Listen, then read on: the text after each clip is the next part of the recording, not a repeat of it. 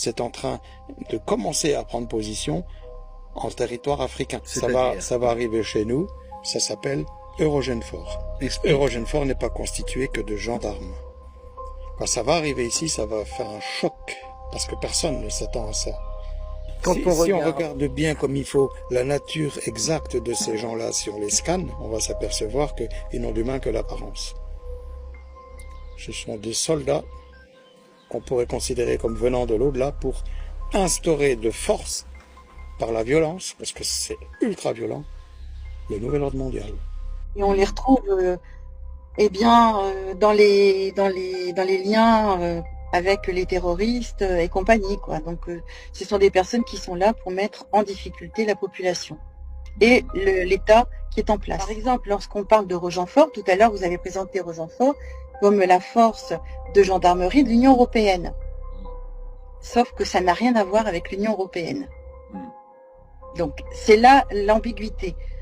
Dans le rapport du Sénat, Eurogenfor a pour origine les armées secrètes de l'OTAN, Gladio. Et donc il arrive à un moment donné où ces armées ne parviennent plus à se faire financer au niveau privé. Et donc Alliot-Marie va intégrer Eurogenfor dans les comptes de l'État. Eurogenfor est mis en place par la France, mais en collaboration avec l'Italie, l'Espagne, le Portugal et les Pays-Bas. Le siège se trouve en Italie, les locaux sont gracieusement prêtés par l'Italie, et la langue officielle, eh bien, c'est l'anglais. Alors, ce qui est important aussi de noter, c'est que cette armée, eh bien, a l'immunité. Alors, qui a donné l'immunité à cette armée? Bonne question. Et Eurogenfor est dirigé par un conseil de ministres interministériels qu'on appelle le CIMA. Alors, ils ont aussi la possibilité d'intervenir dans tous les pays sans demander l'autorisation à l'État concerné. Alors, pour financer cette armée, eh bien, c'est là que le gouvernement français va geler des lignes de budget auprès de la gendarmerie et de la police.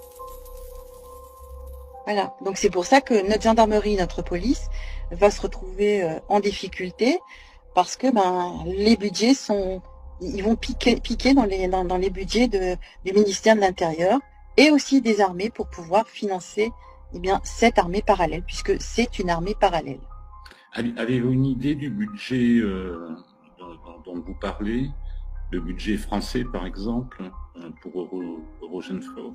Alors, je vous avoue que de tête, non, j'ai pas l'idée, sachant que pour retrouver ça dans les comptes du ministère des Finances publiques, c'est très compliqué parce qu'en fait, ils jouent sur les intitulés des comptes. Auparavant, on avait quelque part une espèce de comptabilité analytique, on pouvait définir qui revenait à quoi, tandis que là, on parle de défense. Alors, de défense, on y met tout ce qu'on veut, quoi. Donc, c'est quelque peu compliqué. Et quelle est la mission officieuse alors de Rogenfor aujourd'hui, dit en quelques mots simples, facilement compréhensibles? Quel est leur terrain de jeu, si je puis dire? Alors, des terrains de jeu, ils en ont plusieurs. D'après ce que nous, on a pu observer, et surtout la manière dont on a pu découvrir l'existence de Rogenfor, c'est dans les pays comme au Mali, au Yémen. Donc ils interviennent de façon, non, en dehors du respect protocole en fait, et on les retrouve, dans les liens avec les terroristes et compagnie, quoi. Donc ce sont des personnes qui sont là pour mettre en difficulté la population et l'État qui est en place. L'ONU, comme le Conseil de sécurité, comme la Cour pénale internationale, aucun ne parle d'Eurogenfor, alors que si on prend les comptes rendus du ministère des Armées, par exemple les comptes rendus de Monsieur Le Drian à l'époque, il mentionne des guerres hybrides. Et les guerres hybrides, c'est les guerres qui sont conduites avec nos armées conventionnelles, et à côté, on a ces armées parallèles, qui, eux, n'ont pas du tout à respecter les règles en matière de militaire. Donc ils ont le droit de faire tout ce qu'ils veulent. La nature exacte de ces gens-là, si on les scanne, on va s'apercevoir qu'ils n'ont d'humain que l'apparence. Ce sont des soldats qu'on pourrait considérer comme venant de l'au-delà pour instaurer de force, par la violence, parce que c'est ultra violent, le nouvel ordre mondial.